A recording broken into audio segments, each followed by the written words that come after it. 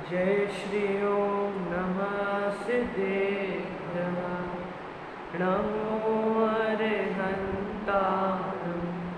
नमो सिद्धाणं नमो आयुर्विहारं नमो वज्रायाणं नमो लोहे सबसां कर कर नमन निज भाव को जिन जिन गुरु जिन वचन को निज भाव निर्मल करन को जिन पर कथित नय चक्र को निज बुद्धि बल अनुसार प्रस्तुत कर रहा हूँ विज्ञ जन ध्यान रखना चाहिए यदि हो कहीं कुछ इसका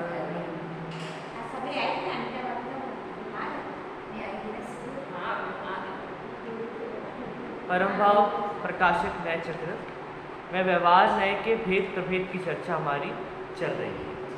कल हमने क्या पढ़ा था? कल हम पढ़ा था कि व्यवहार में किस प्रकार, और एक उदाहरण दिया था देश का। तो व्यवहार में के दो भेद होते हैं और चार प्रभेद होते हैं। दो भेद कौन कौन से होते हैं? व्यवहार में के दो भेद, सद्भूत व्यवहार और असद्भूत व्यवहार। तो अब वहाँ पर सद्भूत व्यवहार का क्या मतलब था?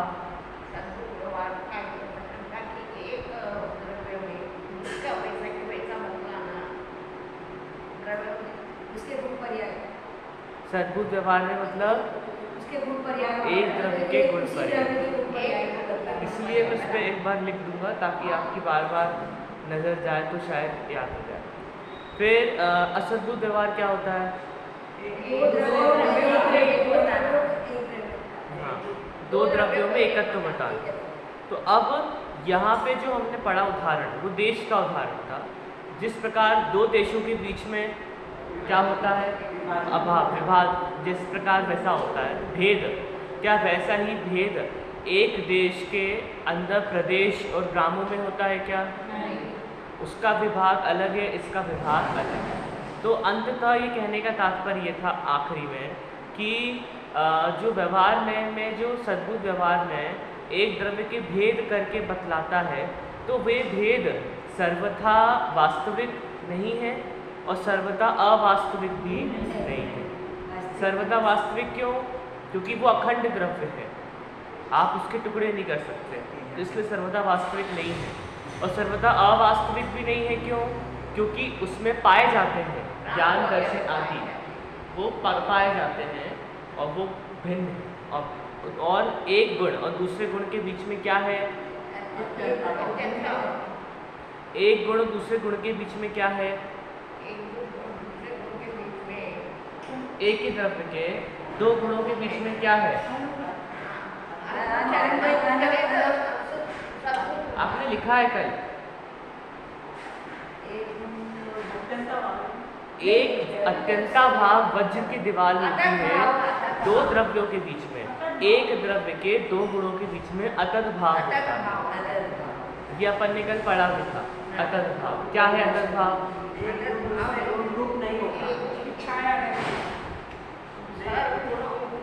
वो तो अलग है। एक गुण दूसरे गुण रूप नहीं होता, पर अंतर में देखा है तो एक गुण का रूप दूसरे गुण में पाया जाता है, वो बात अलग है। पर एक गुण दूसरे गुण रूप परिणमित नहीं होता। गुण स्वयं अपने रूप रहते हैं, अनादि से साथ में है, अनंत काल तक साथ में रहेंगे। सब साथ रहकर भी सब भिन्न भिन्न है। ठीक है, साथ में रहते हुए भी भिन्न। ये क्या है? अब याद रहेगा? नहीं रहेगा। क्या? एक गुण का रूप, एक गुण दूसरे गुण रूप नहीं होता। अनंत गुण साथ रह करके भी भिन्न भिन्न रहते हैं। जैसे कि दो द्रव्यों के बीच में अत्यंता भाव होता है, वैसे एक द्रव्य के दो गुणों के बीच में अतत भाव, ऐसा समझ। अब देखो, अब यहाँ पेज नंबर 126 पे आ जाओ, अपन आगे बढ़ते हैं। उसी प्रकार दो द्रव्यों के बीच जो विभाजन रेखा होती है वह अत्यंताभाव रूप होती है। दो द्रव्यों के बीच विभाजन रेखा अत्यंताभाव है, दो एक द्रव्य के गुणों के बीच विभाजन रेखा अत्यंताभाव।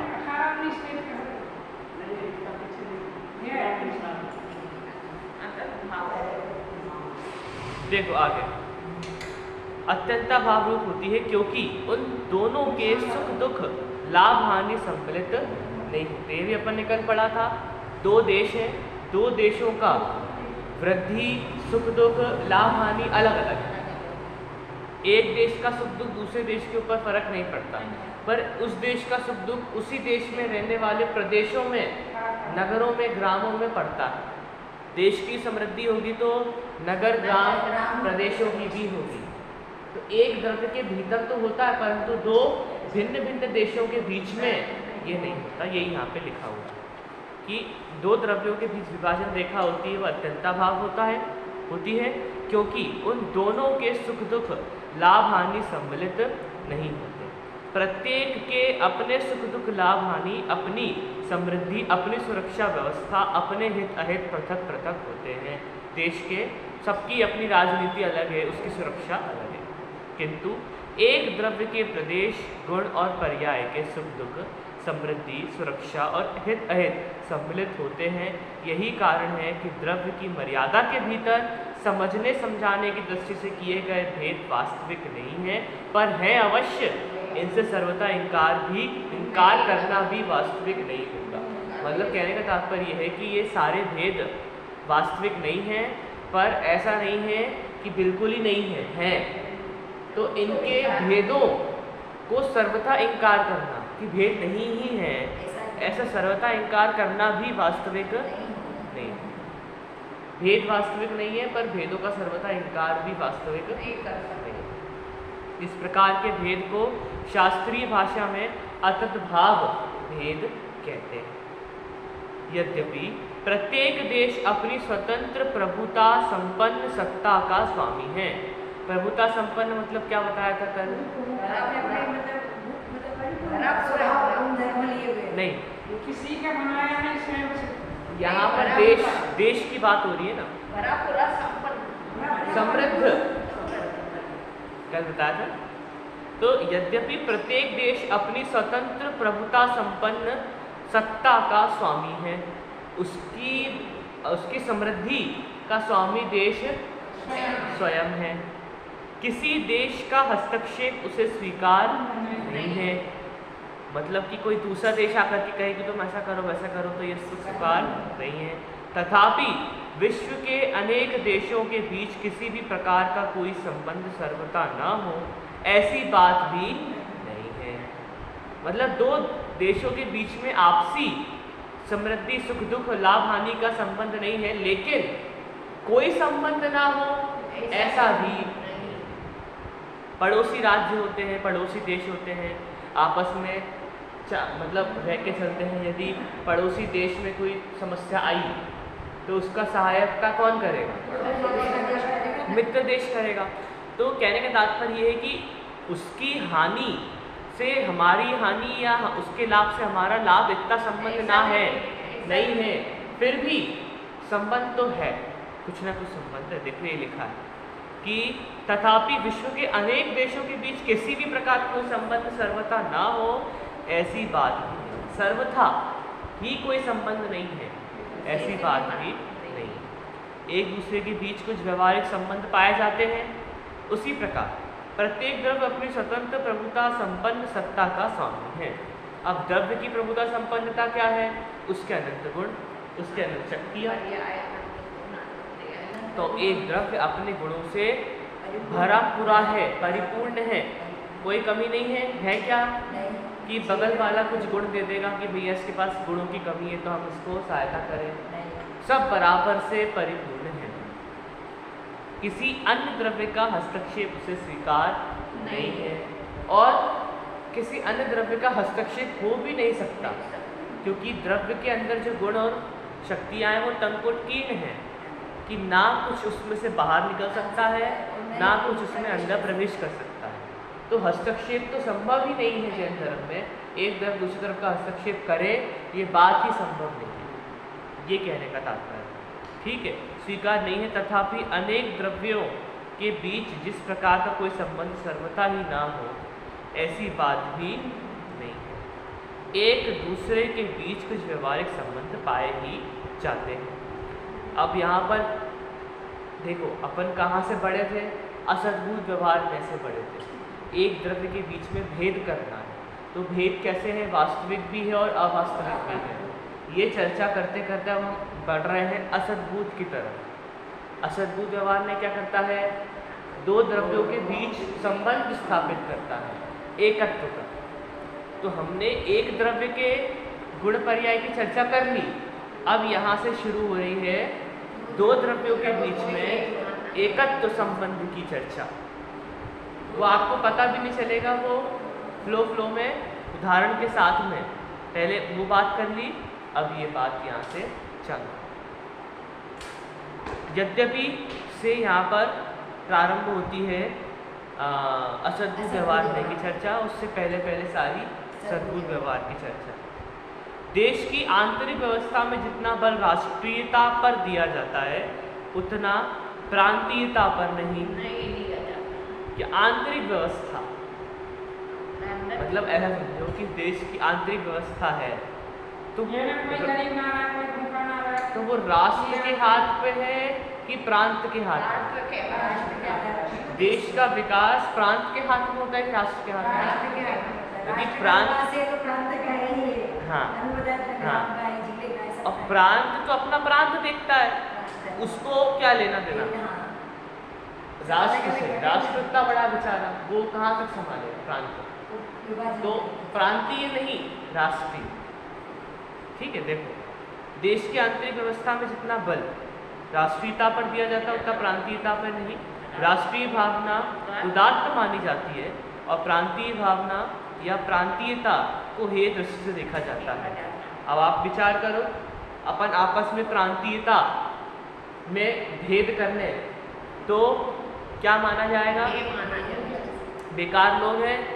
गुजरात वाले तो गुजरात वालों के साथ रहते हैं, महाराष्ट्र वाले तो सारे महाराष्ट्र वाले से हमारे यहाँ हैं। अब हमारे यहाँ 6 प्रांत के बच्चे आए, 6 प्रांत के बच्चे आए, तो क्या होता है अक्सर कि बुंदेलखंडियों के साथ मिलके रहते हैं अक्सर। महाराष्ट्र वाले सारे मराठी बोलते हैं, तो सब एक साथ मराठी में बातें करते हैं, दूसरे को समझ में नहीं आती, तो कोई उसमें जाता नहीं है, तो महाराष्ट्र वाले अपने एक कमरे में एक साथ रहते हैं। ऐसा वो बुंदेलखंडी वाले एक साथ रह रहे, उत्तर प्रदेश के एक साथ रह रहे, तो ये ऐसा प्रांतीयता होती। तो ये प्रांतीयता क्या कर रही है? वो कक्षा की एक पने को तोड़ रही है। तो कहने का तात्पर्य प्रांतीयता है होती है। राष्ट्रीय भावना कैसी होती है? सब में एक भावना है, उदात्त होती है, सब में एक भावना है, और उससे क्या बढ़ती? यूनिटी को हिंदी में क्या कहेंगे? एक पना। हाँ, एक पना। तो अब वो सब एक हैं सारे। अभी क्या है कि महाराष्ट्र में बढ़ गए थे, इसमें बढ़ गए थे, गुजरात में, अब क्या हो गया? अब एक हो गए भारत के नाम पे। हाँ, तो हम यदि एक पना रखें पूरी क्लास वाले की, एक है सब एक, तो उससे ज़्यादा बल बढ़ाया ये, क्योंकि राष्ट्रीयता देश की एकता को मजबूत करती है और अखंडता की पोषक होती है, जबकि प्रांतीयता अखंडता की विरोधी होने से देश की एकता को कमजोर करती है, अलग अलग पना बांट देती है सब में। ठीक है, उसी प्रकार द्रव्य की आंतरिक व्यवस्था में जितना बल अभेद पर दिया जाता है, उतना बल भेद पर नहीं। क्या?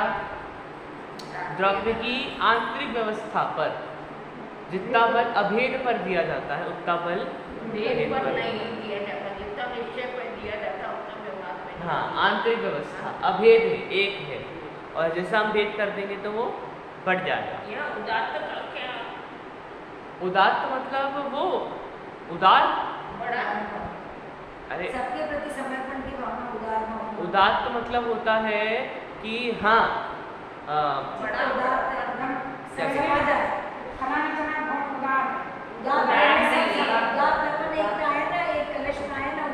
हाँ, धीरोदात्त धीरोदंत ऐसा। तो ये जीवाजीव अधिकार के पहले कलश में आया है, क्योंकि इसमें नायक के भेद बताए हैं और समय सार में जीव रूपी नायक को धीरोदत्त कहा ऐसा। हाँ, तो उदात्त मतलब ये है कि भावना, कैसी भावना? नहीं, सब में फैले, सब में व्याप्त हो, ऐसी भावना। उदात्त मतलब बेस्ट समझो, मुख्य नहीं मुख्य भी नहीं, अरे नहीं, उसके लिए शब्द नहीं मिल पा रहा। ऐसी भावना जो सर्व में व्याप्त हो, सबके लिए एक हो, कॉमन हो और अच्छी हो, उत्कृष्ट हो। हाँ, उसके लिए विश्लेषण में अपन कुछ भी सब सुखी हो, सब एक हो, सब अखंड उदात्त भावना कि अपने स्वार्थी ना हो करके सबके अर्थ, सबके हित की भावना, उदात्त भावना। अपने स्वार्थ की भावना ना हो करके सबके हित की भावना, उदात्त। ये अपन कहते हैं ये जीव बहुत उदात्त है, उदार है। उदार और उदात्त लगभग एक जैसी है। हाँ, समर्पण ये भी कह सकते हो, ठीक है। अभेद ग्राही निश्चय ने तो भूतार्थ और सत्यार्थ कहकर उपादेय बताया जाता है, और भेद ग्राही व्यवहार ने को अभूतार्थ और असत्यार्थ कहकर हेय कहा जाता है। क्या कहा? अभेद ग्राही निश्चय को सत्यार्थ कहा है, भेद ग्राही व्यवहार को असत्यार्थ कहा, क्योंकि अभेद ग्राही निश्चय ने द्रव्य की अखंडता का पोषक होने से एकता को मजबूत करता है। क्या? द्रव्य की अखंडता का पोषक होने से एकता का पोषण करता है, मजबूत करता है। अनेकता के विकल्प का शमन करता है, आत्मानुभूति की प्राप्ति का साक्षात हेतु बनता है। कौन? निश्चय। जबकि भेदग्राही व्यवहार में विकल्पों में ही उलझाए रखता। ठीक है, इतना समझ में आया? देखो, प्रत्येक द्रव्य की सर्वोच्च सत्ता का मूल कार्य देश की आंतरिक अखंडता कायम रखकर अन्य देशों से अपने देश की सीमा को सुरक्षित करना होता है। क्या कहा? देश की प्रत्येक देश की सर्वोच्च सत्ता का मूल का, सर्वोच्च सत्ता मतलब क्या हुआ? गवर्नमेंट। जैसे अपने भारत की सर्वोच्च सत्ता क्या है? गवर्नमेंट। और यदि आप ब्रिटेन या लंदन जाओ तो वहाँ की सर्वोच्च सत्ता क्या है? वहाँ के राजा, वहाँ की रानी, ऐसे विक्टोरिया। सर्वोच्च सत्ता। अब सर्वोच्च सत्ता का कार्य क्या होता है? सर्वोच्च सत्ता का कार्य होता है आंतरिक अखंडता को कायम रखना। लोग आपस में ना बट जाएं, पंजाब अलग ना चला जाए, जम्मू कश्मीर अलग ना चला जाए, वो अपना देश बना लेगा तो अपना देश ही खंडित हो जाएगा। और एक ने अपने आप को देश बना लिया तो सब अपने आप को देश बना लेगा। राजस्थान बोलेगा हमें बना ले दो, मैं मध्य प्रदेश बोलेगा हमें बना दे, तो भारत क्या रहेगा? ऐसा अखंड भारत का विभाजन हो जाए। ये तो मूल कार्य क्या होता है? लोग आपस में जुड़े रहे। सेंट्रल गवर्नमेंट है अपने यहाँ, सेंट्रल गवर्नमेंट का काम क्या होता है? जुड़ा। सेंट्रल गवर्नमेंट मतलब पूरे भारत को जो देखती है, ना कि सिर्फ दिल्ली को देखेगी। भले वो दिल्ली में होती है पर वो दिल्ली को नहीं, पूरे भारत का काम है अखंडता कायम रखना। ये तो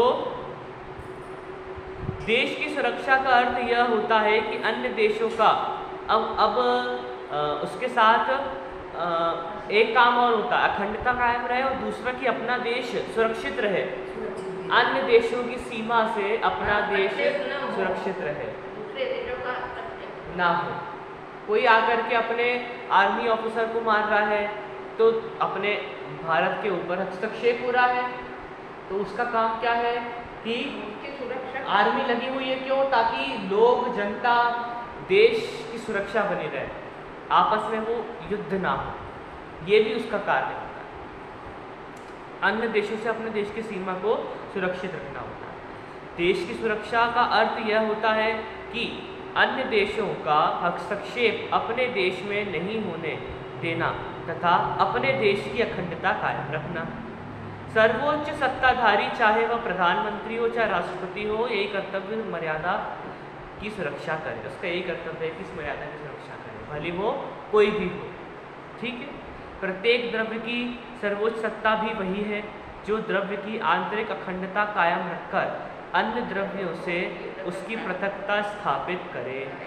क्या? अपनी आंतरिक अखंडता कायम रखे और अन्य द्रव्यों से उसकी पृथकता। मिल गया तो क्या होगा?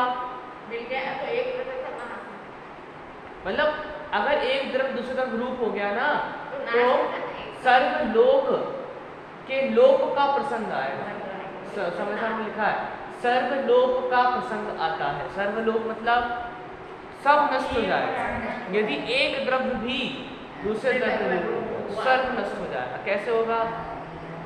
जीव पुद्गल हो गया तो जीव नहीं बचा, फिर जो शेष द्रव्य थे वो उस रूप नहीं रहेंगे, उनका परिणमन ऐसा करके फिर 6 द्रव्य में एक ही द्रव्य बचेगा, तो 6 द्रव्य का रूप विश्व का नाश हो जाएगा। 6 द्रव्य रूप नहीं रहेगा विश्व। 6 द्रव्य के समूह को विश्व कहते हैं। एक द्रव्य भी गायब हुआ तो विश्व नहीं रहेगा। ये यहाँ पे कहने का तात्पर्य। देखो, निज द्रव्य में अन्य द्रव्य के हस्तक्षेप का निषेध एवं अपनी आंतरिक अखंडता ही जिसका कार्य है वह निश्चय नहीं ही वस्तुतः न्यायाधि राज है।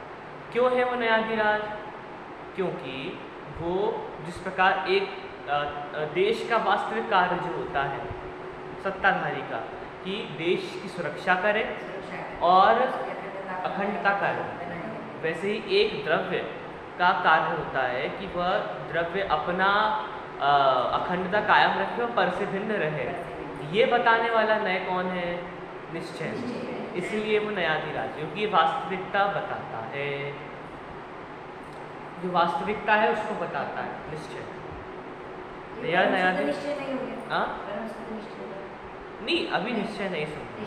हाँ, वैसे मतलब यदि इस टाइप की जब प्रश्न आए कि परम शुद्ध निश्चय में छापने के लिए जैसे बोले तो परम शुद्ध निश्चय न्यायाधिराज। हाँ, परम शुद्ध। यह निश्चय, ये न्यायाधिराज ही द्रव्य को सच्ची सुरक्षा और स्वतंत्रता प्रदान करता है। व्यवहार में तो भेद करता है, 2 को 1 बताता है, मित्रता बनाता है, पर न्यायाधिराज क्या करता है? सब खत्म। वो द्रव्य की सुरक्षा और द्रव्य की अखंडता को ही बना के रखता है, तो वो न्यायाधिराज। प्रत्येक देश की, अब देखो मैं पढ़ रहा हूँ, देखो कोई कठिनाई नहीं है, आपको कुछ कठिन लगे तो पूछ लेना, ठीक है? क्योंकि अपन ज़्यादा विश्लेषण करेंगे तो आगे नहीं बढ़ पाएंगे। प्रत्येक देश की परदेश से भिन्नता और अपने से अभिन्नता, अभेदता, अखंडता ही सच्ची सुरक्षा है। इसी प्रकार प्रत्येक द्रव्य की पर से भिन्नता और अपने से अभिन्नता, अखंडता, अभेदता ही सच्ची सुरक्षा है, शुद्धता है। सच्ची शुद्धता क्या है द्रव्य की? शुद्ध द्रव्य किसे कहेंगे? जो पर द्रव्य से भिन्न है, अपने से अभिन्न, बस इसको शुद्ध। अब वो दृष्टि का विषय जो शुद्धात्मा है वो कैसा है? यही है। और आप ऐसे देखो तो पुद्गल परमाणु भी शुद्ध है, आकाश द्रव्य भी शुद्ध है। उनकी शुद्धता क्या है? शुद्धता क्या है? एक द्रव्य की शुद्धता क्या है?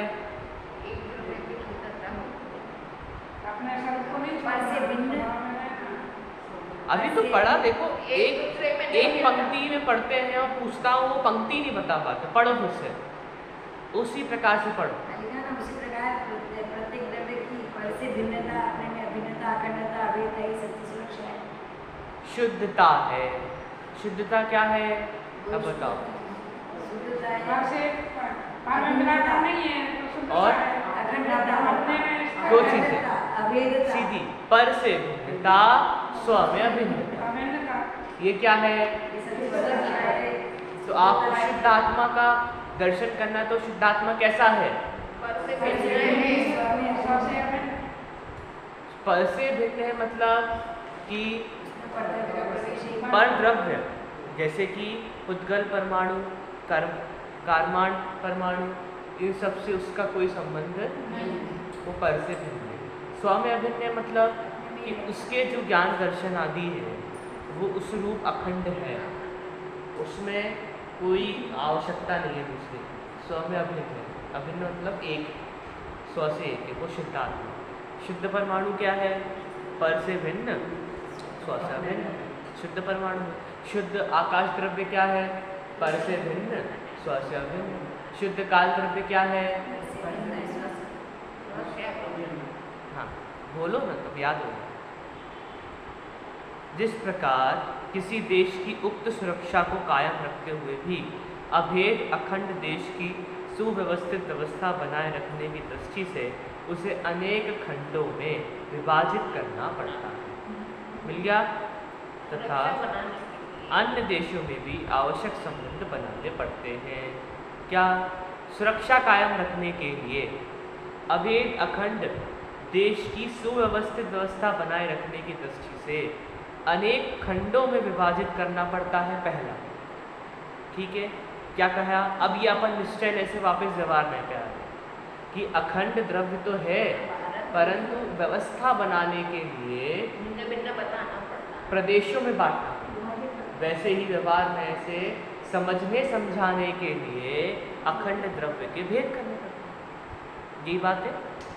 तो कह रहे हैं कि देश की व्यवस्था बनाने के लिए उसे खंडों में विभाजित करना पड़ता है और अन्य देशों से भी आवश्यक संबंध बनाने पड़ते हैं। मोदी जी घूम रहे हैं ना पूरा विश्व, कभी अमेरिका जाते हैं तो कभी जापान जाते हैं तो कभी रशिया जाते हैं। क्यों जाते हैं? संबंध बनाने के लिए, ताकि हमारे देश के संबंध बड़े देशों से हो, ताकि हमारी समृद्धि में विकास हो। तो कहने का तात्पर्य संबंध भी बनाना पड़ता है। ऐसे ही एक द्रव्य की अखंडता तो है, पर समझने समझाने के लिए उसके भेद करने पड़ते हैं और पर से उसे जोड़ करके बताना पड़ता है, जो कि सद्भुत व्यवहार न्याय और असद्भुत व्यवहार न्याय क्रमशः भेद करना और पर से जोड़ करके कथन करना। सद्भुत व्यवहार न्याय मतलब, सद्भुत व्यवहार न्याय मतलब सद्भुत व्यवहार न्याय मतलब ऐसे भेद कर, इतना कह दो, इतना मात्र कह दो, भेद कर। अगर मैं पूछता हूँ तो आपको कैसे देखेंगे? ये मैंने क्या पूछ लिया? कठिन नहीं है, वही है, पर आपको मैं ऐसे अचानक पूछता हूँ तो अचानक इसका उत्तर आता है, वो तो समझो कि वो है टॉपर बच्चा है, उसको मतलब बराबर लिंक बने और कुछ 2-1 मिनट सोच के उत्तर देता है, तो थोड़ा अभी धीरे धीरे चलता है। मैं इसलिए लिख दूंगा एक बार, आप पढ़ना डेली, याद हो जाए शायद, यहाँ लगा लेना, ठीक है। तो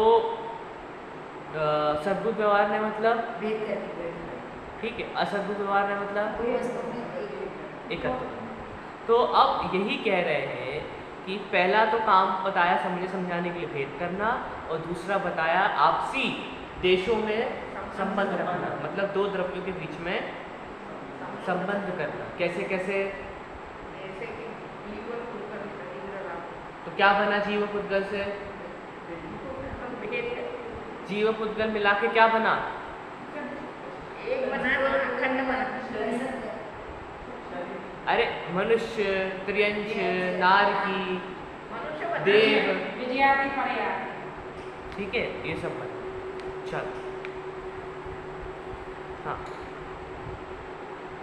तदर्थ सर्वोच्च सत्ता प्रशासन चलाने के लिए प्रशासनिक विभाग बनाती है, जैसे गृह विभाग और विदेश विभाग आदि। अब ये पता है ना आपको कैसे कैसे मंत्रालय बनते हैं? गृह मंत्रालय, विदेश मंत्रालय, फिर नहीं, हाँ, खेल मंत्रालय, शिक्षा मंत्रालय, फिर आकस्मिक, हाँ, तो नहीं, हाँ ये तो है, पर ऐसे ऐसे गृह मंत्रालय हो गया तो गृह मंत्री, फिर एक हो गए विदेश मंत्री, एक हो गए कि उनको नाम याद नहीं आ रहा है, वित्त मंत्री हो गए, एक हो गए कि हाँ इंद्रिय बुद्धि। हाँ वैसे तो कहने का तात्पर्य ये कि ऐसे विभाग बनाए जाते हैं। क्यों बनाए जाते हैं? गृह विभाग आंतरिक अभेद में भेद डालकर अपनी व्यवस्था बनाता है।